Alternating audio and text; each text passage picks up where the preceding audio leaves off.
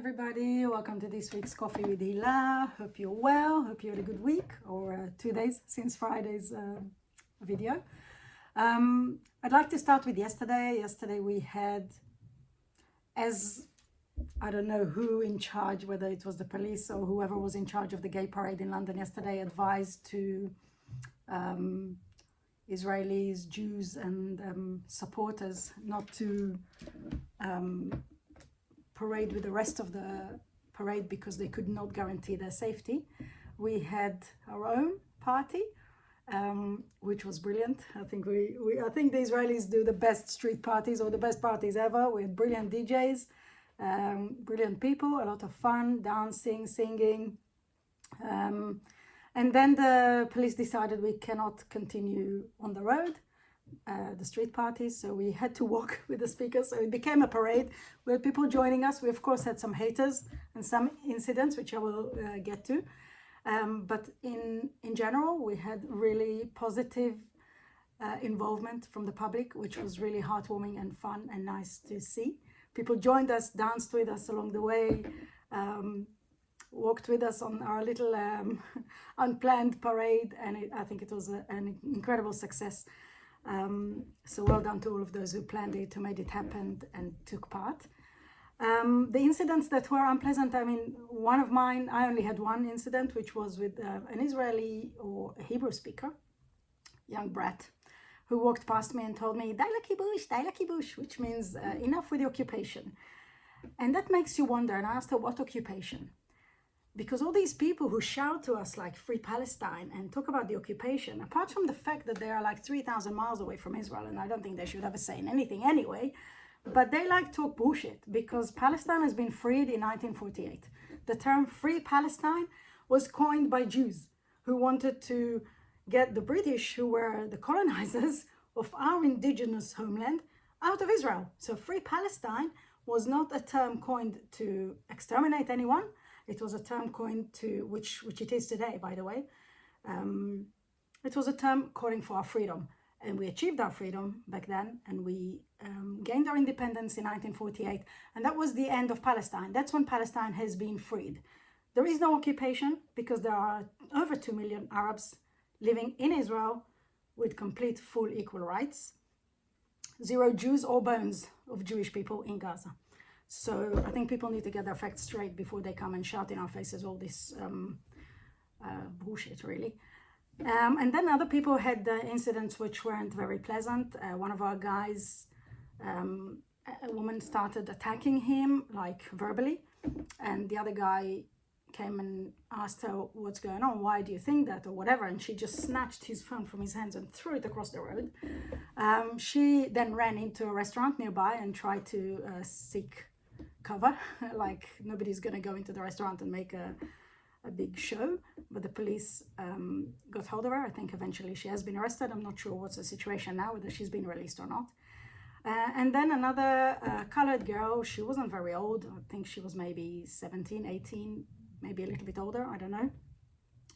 She went to one of our Iranian friends and told her Free Palestine, and our Iranian friend asked her, "Where is Palestine?" And then this girl took a bottle of Coke and threw it at her. And then the police was there and they saw it happen, and they started by arresting her. And then she put on a show. Like, she started crying her eyes out and said, we called her the N-word, or somebody told her the N-word, which was absolute rubbish. Nobody did. We have it all on recording. Thank God people record everything. We video everything. So all these allegations against us eventually can be disproved. But she claimed that, and of course the race card always wins, so she was let go.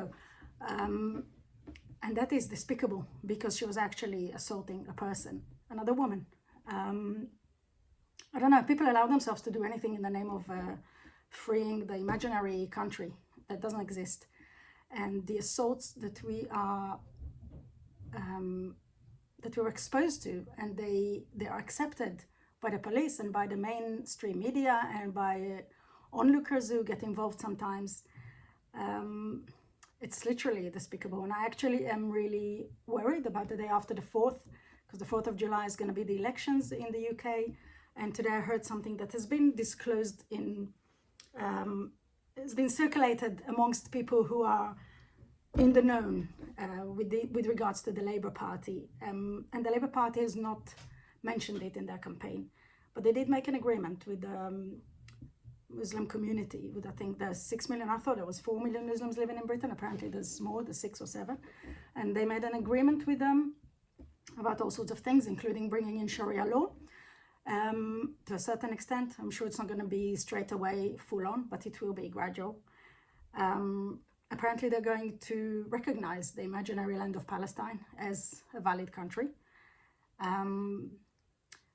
And there's a few other things that are planned. I don't know, you know, people think that if they have a Jewish friend, or if there is somebody who's married to a Jew, or if they know a Jew, or if there is a Jew in the election campaign party, then they're okay and we're safe, but we're not, because we, like you see, Ilan Pappé is one of the greatest self-loathing Jews who smears our names, and he wrote history books which are absolute falsified. There's proofs against everything he wrote. He wrote absolute lies. He was signing his books in front of all the PSC, and there's Cordoba, all these like really hostile people and hostile groups against Jews and against Israel. And this man is like their hero. So that's enough to say something about him. But everything that he has written, or a lot of what he's written, has been disproved, because Ben Gurion had a diary, and in his diary, in his memoirs, he doesn't write a lot about his own thinking. He writes a lot about the conversations he had with people who came to see him. And there are proofs there about his intentions towards the Arabs who lived in Israel. There are proofs there towards what had happened in reality in Israel. And the fact that the Arabs started being very violent and very aggressive and massacring the Jewish population in Israel already during the British Mandate doesn't make Israel theirs, and it's like it doesn't make Israel occupied either, because like I said before, a lot of them, the majority of them, were work immigrants, and they have no rights to our indigenous homeland. All those people who say two-state solution, there is already a two-state. There is the Jordan, the Kingdom of Jordan, who has been established in 1946 on 78% of our land. I don't think we should give any more. I think, in fact, that the people from Judea and Samaria should kindly relocate themselves to their actual home. If they call themselves Palestinian, they have Jordan. And I think, you know, that it's really sad that a big part of the community that has nothing to do with Israel, never lived in Israel, never even visited in Israel, many of them don't even know any Jews or Israelis, allow themselves to tell us what they think we should do. One of the things that happened in my family, my father on Friday night went for his shower, and then he had an alarm, not an alarm, it's like the bomb alarm, yeah, it's like the siren went on as he entered the shower. 85-year-old man, he had to go into the bomb shelter. My mom, with a walker, had to walk into the bomb shelter. Friday night, it's not a rare event. The Hezbollah decides to shoot whenever they feel like it. Many times it's on a Friday afternoon, evening. It's always when people are in the middle of doing something, because they try and make sure that they disrupt our routine and our lives as much as possible. So half northern Israel is on fire, burning, demolished, ruined houses in Manara, houses in Metula, houses in Kiryat Shmone are completely ruined. People's lives have been shattered. Over 60,000 Israelis are displaced since 7th of October, and the world is very, very preoccupied with the aggressors, with the people who caused all of this to happen. I would like to remind everybody that the 7th of October did not start with Israel, okay? And it has not been provoked by Israel in any way, because since 2005, no Jewish soul has set foot in Gaza. And the Gazans did come to Israel. At least 400,000, if not more, had work permits in Israel. And those people who had work permits used their work permits in order to spy on their Jewish neighbors, in order to spy on the Jewish employers. And they came back to Gaza and they reported on the houses that they raided on the 7th of October. How many people live there? How many, is there a man in the house? Is there any military people in the house? Do they have pets? If those people who are so pro-Palestine would look at the images and the footage of the animals that were scattered dead on the floors in the kibbutzim on the 7th of October, at the end of the day, how many animals they slaughtered en route. They slaughtered children, babies, old men, old women, mothers, children, and pets. They are not like you and me. I don't know how else to explain it to people before it hits you in the face.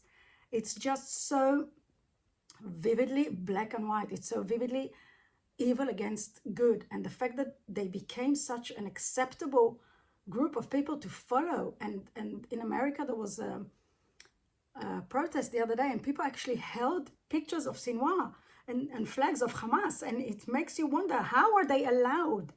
This is a recognized terrorist and a recognized terrorist organization. And the world is allowing that.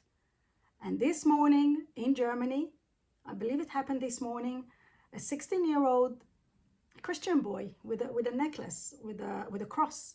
He's half Greek, half Polish. He went wearing his necklace, and some radical Muslims didn't like that, and they killed him. They killed him in a very violent manner. So when we say Israel and the Jews are just a canary in the coal mine, it's exactly what we mean. Because first they come for us, and then they're going to come for all of you.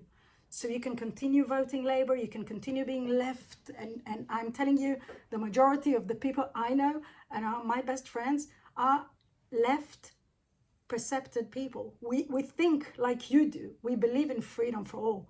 We accept the rights of gays, of blacks, of whites, of multiracial, multicultural, animal protection, protection of the environment. We think the same as you on so many subjects. There's just one subject that we seem to disagree on, and this is our right to exist. It seems like my right to exist and my family's right to exist lies on your verdict, and I won't let that be, because I disagree with that, and I don't think you have a right to do that. I don't think anyone in the world has a right to decide on anyone else but themselves. And if the people calling themselves Palestinians had 20 years to make Gaza into a Singapore, and instead of that they built tunnels, they created board games for children that instead of snakes and ladders, normal style that people play, they had snakes and ladders in rockets being fired onto Jewish populations in Israel. The amount of Mein Kampf copies that were found in Arabic in Gaza is astounding. The fact that Gaza is not collapsing because of the tunnels that are underneath it is astounding as well. I'm actually expecting it to happen. I have a feeling that at one point it's just going to collapse inwards because there's no infrastructure, because they sort of built tunnels underneath all of Gaza. And I have a feeling that this will collapse at one point or another. And I don't know what the world expects. I don't know why the world thinks they have a say in our lives and in our future. But I think you should start being concerned about your own future and your own lives, because it's coming to get you.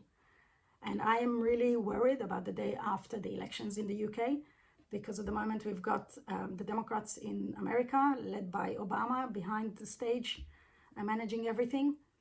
And then if the woke will win the elections in the UK, we're going to have two of our greatest supposedly allies working against us. And it's going to be really tough. It's going to be really tough. But I'm telling you, today it's us.